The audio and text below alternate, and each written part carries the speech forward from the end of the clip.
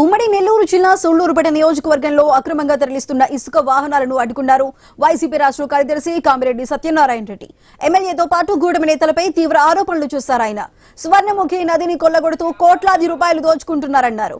అక్రమ దందాను ఆధారాలతో చూపించిన అధికారులు స్పందించడం లేదని ఆవేదన వ్యక్తం చేశారు.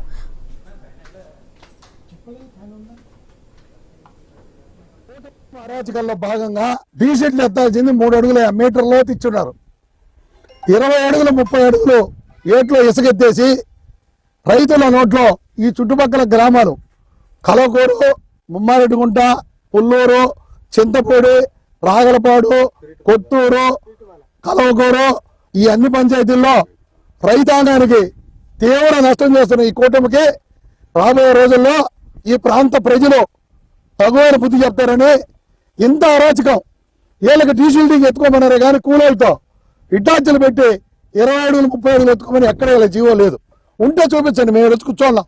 ఏ అధికారైనా ఇక్కడ వచ్చి వీళ్ళకి ఇలా ఇటాచలు పెట్టుకుందని పర్మిషన్ ఇస్తే మేము దాన్ని స్వాగతిస్తాం.